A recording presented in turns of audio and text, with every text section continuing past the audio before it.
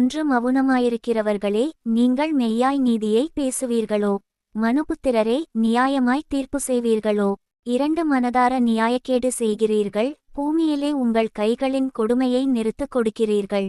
மூன்று துன்மார்க்கர் கற்பத்தில் உற்பவித்தது முதல் பேதலிக்கிறார்கள், தாயின் வயிற்றிலிருந்து பிறந்தது முதல் போய் சொல்லி வழிதப்பி போகிறார்கள்.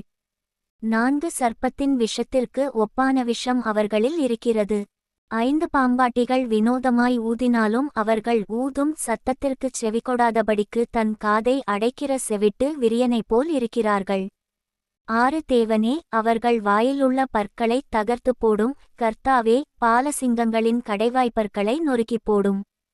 ஏழு கடந்தோடுகிற தண்ணீரைப் போல் அவர்கள் கழிந்து போகட்டும்.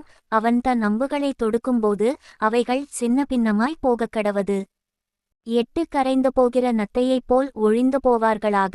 ஸ்திரீயின் முதிரா பிண்டத்தைப் போல் சூரியனை காணாதிருப்பார்களாக.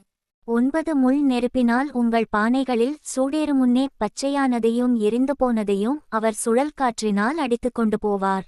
10 பழிவாங்குதலை நீதிமான் காணும்போது மகிழுவான், அவன் தன் பாதங்களை துன்மார்க்கனுடைய இரத்தத்திலே கழுவுவான். 11 அப்பொழுது மெய்யாய் நீதிமானுக்கு பலன் உண்டென்றும் மெய்யாய் பூமியிலே நியாயஞ்செய்கிற தேவன் உண்டென்றும் மனுஷன் சொல்லுவான்.